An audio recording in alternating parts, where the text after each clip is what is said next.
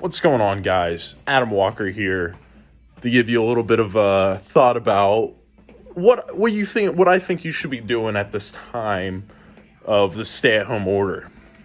So, I'm still working at GNC right now, wiping down everything I can to stop the spread, but also we're staying open because I want to help people, and then also my boss still wants me to have a job, and I couldn't thank the man more for that.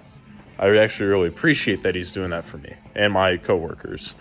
Anyway, point aside, what should you be doing at the stay-at-home order? Should we be just sitting back, enjoying the time off? I think we should. We should definitely have a mental clarity moment at this time, but at the same time, we should be pushing ourselves mentally to be picking up new hobbies or hobbies that we've thrown away as kids or teenagers that we may have not picked up in a while. We should be getting in touch with our family. So my grandparents live close by, but they gave me a call and asking for some vitamins. And so I'm like, yeah, absolutely, why not? So I run over there, give them their vitamins and ask them how they're doing and everything. And they're saying how bored they are. So I'm like, well, I'm a shitty grandson. So I'm talking to him, and one thing that I just absolutely loved was learning about my family history and also just learning about how my grandparents met. My grandparents are the parents of my mother, so I was learning a little bit about my mom and my uncles, and it was honestly really eye-opening to feel that little connection with me and my family during all that. I really feel like people should be more in contact with their families right now. Just because of what's going on. One shitty thing I've been hearing about with COVID-19 is that the people that are passing away, they're quarantined. They can't speak to their family, or they have to speak to their family through a walkie-talkie. Imagine just saying goodbye to anyone in your family through a walkie-talkie. It's just a shitty situation. And on top of that, the funeral, very limited amount of people to be there. So, it's terrible what's happening to families. Personally, I don't know anyone that's gone through this yet, but I've been hearing stories about it, and it's terrible. But we shouldn't be focusing on the negatives. We should be focusing on what we can be doing. I was talking to a buddy of mine the other few nights ago, and, he was like, Adam, it's like, I haven't seen you fired up since you did your show. He's like, you used to miss a meal, used to miss a few reps in your workout, and you just call it shit.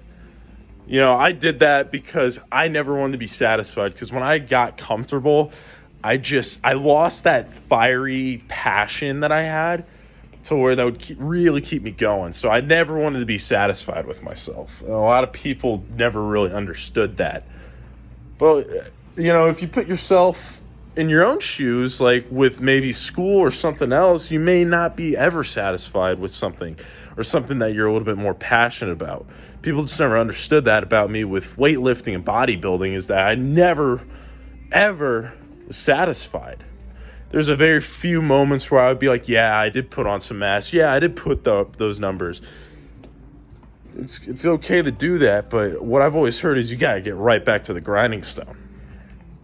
So I'm challenging everyone to put out some new goals right now, especially mentally. I've always never been a reader, but I want to read a book a week now. I think that's a little too much for me, just what's going on. And then I'm learning to stretch more. I want to be able to do the splits in a month. So I'll be showing some videos about that, about stretching and everything like that. But I'm just challenging everyone to pick up something new or something they've always wanted to do, but they've just shoved it aside. Or get in touch with their family. Learn about where your family history is from. Something cool I learned about was I thought my family was from the Netherlands, my mom's side. No, it turns out they came from Norway. And something I learned about Norway is that was the original spot for the Vikings, which sounds fucking badass. So that got me a little fired up. But they came over to the United States in 1852. And then they descended into Wisconsin, where my grandfather was born. And then my grandfather and my grandmother met, and they started writing letters to each other because calling was too expensive. So they wrote to each other. If that doesn't show you how far and what lengths people took, I mean, can't we take it a lot farther with technology? So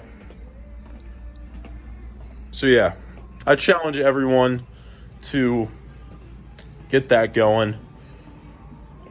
But this is kind of a little video that I'm back. And yeah, take care.